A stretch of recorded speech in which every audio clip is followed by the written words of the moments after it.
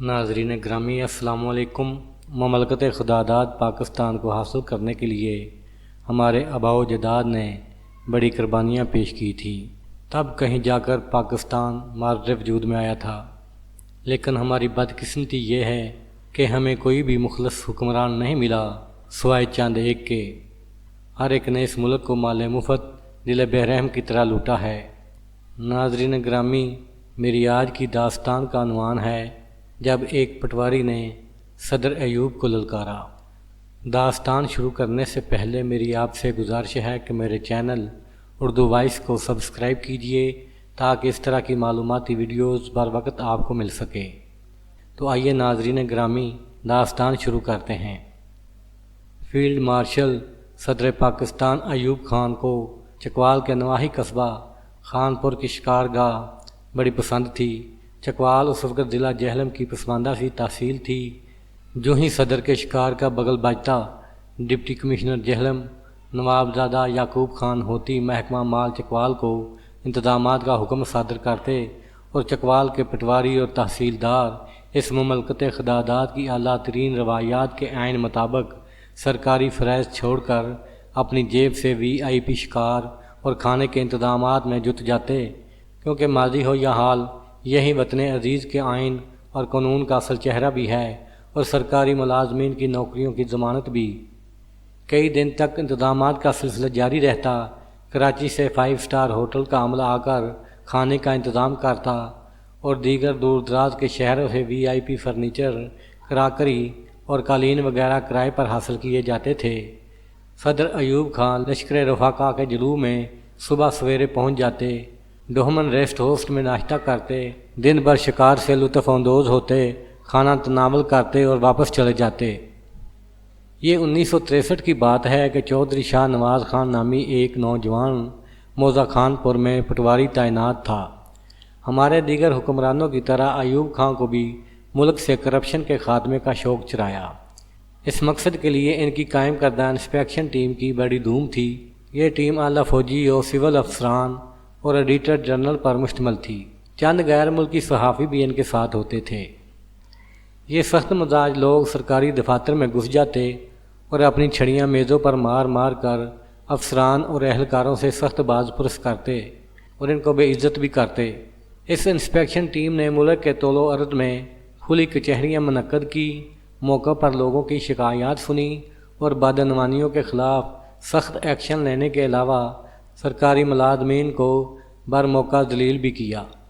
خدا کا کرنا ایسا ہوا کہ اس صدارتی شکار گاہ موزہ خان پور میں اس کرپشن ٹیم نے کھلی کچہری کے انعقاد کا اعلان کر دیا۔ مقامی انتظامیہ کے ہاتھ پاؤں پھول گئے۔ حسب روایت پٹواریوں نے مروجہ طریقہ سے کھلی کچہری اور ٹیم کے کھانے پینے کا بندوبست کیا۔ کھلی کچہری نے جلسہ عام کی شکل اختیار کر لی۔ پولیس، محکمہ مال اور دیگر سرکاری اداروں کے خلاف لوگوں نے شکایات کی۔ بریگیڈیئر مظفر صاحب نے سرکاری افسران اور اہلکاروں کو خوب بے عزت کیا اور برملا اعلان کیا کہ ہم سب کو سیدھا کر دیں گے۔ کھلی کچہری میں ایک شخص نے مطالبہ کیا کہ گاؤں میں ہندوؤں کی متروکہ اراضی کو قبرستان کے لیے وقف کیا جائے۔ اس نے مزید کہا کہ مذکورہ جائیداد کے بارے میں پٹواری حلقہ صحیح نہیں بتائے گا، سو اس کو ذرا رگڑا دے کر پوچھیں۔ سفید پوش گھرانے کے اس معمولی پٹواری نے خودداری اور بغاوت شار طبیعت ورثے میں پائی تھی۔ وہ کمتر درجے کا سرکاری ملازم ہونے کے باوجود کلمہ حق کہنے سے قبل جابر کا قد کاٹھ ناپنے کا قائل نہ تھا۔ وہ انسپیکشن ٹیم کے طلب کرنے سے قبل خود ہی کھڑا ہو گیا اور اپنا تعارف کرایا کہ میں شاہ نواز خان حلقہ پٹواری خانے پور ہوں۔ انسپیکشن ٹیم نے پہلے تو باتوں باتوں میں پٹواریوں کی تذلیل کی، انہیں چور اور رشوت خور قرار دیا اور حکم دیا کہ غلام رسول کی بات کا جواب دو۔ پٹواری نے پہلے تو عرض کی یہ زمین صوبائی حکومت کے فلاں حکم کے تحت فلاں مہاجر کو الاٹ ہو چکی ہے۔ پھر دفتن غیر متوقع طور پر اس نے پینترا بدلا اور ٹیم سے گستاخانہ سا سوال کر دیا۔ اب مجھے بتایا جائے کہ مجھے رگڑا کیوں دیا جائے گا۔ رباب کچہری میں بے چینی کی لہر دوڑ گئی اور اس ناقابل یقین صورتحال میں انچارج ٹیم اور پٹواری سرکل کے درمیان تلخ کلامی شروع ہو گئی۔ بریگیڈیئر صاحب نے حکم دیا بیٹھ جاؤ۔ پٹواری نے کہا نہیں بیٹھتا۔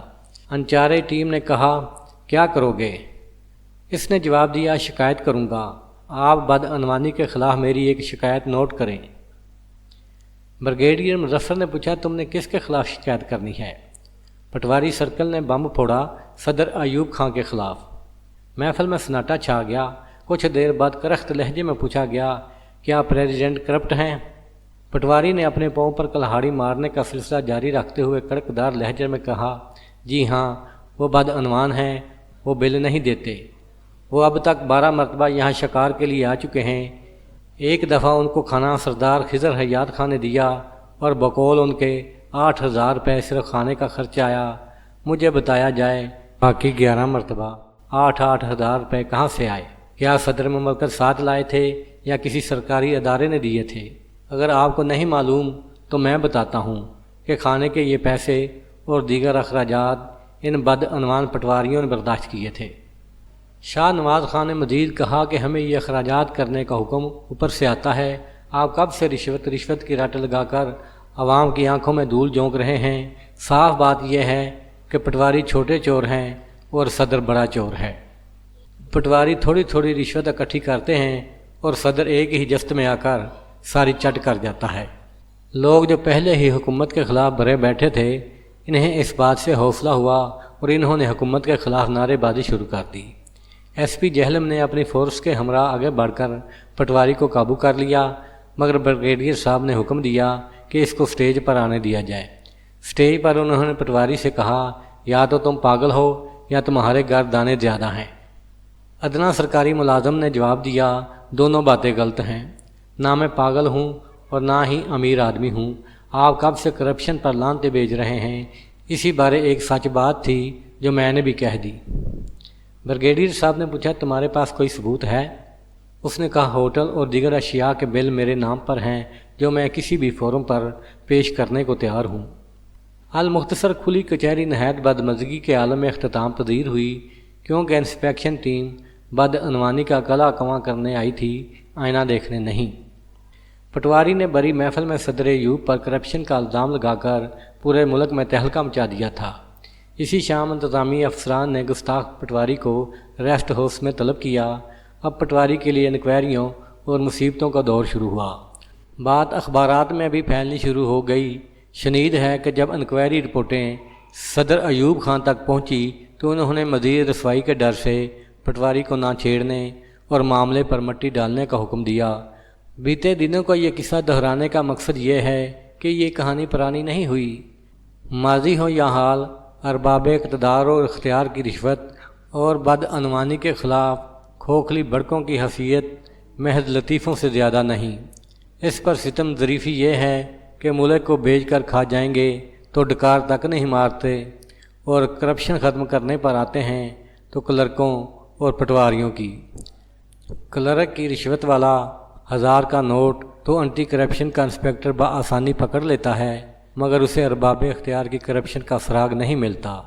حبیب جالب کا ایک شعر ہے، وہیں اہل وفا کی صورتحال وارے نیارے ہیں بے ضمیروں کے۔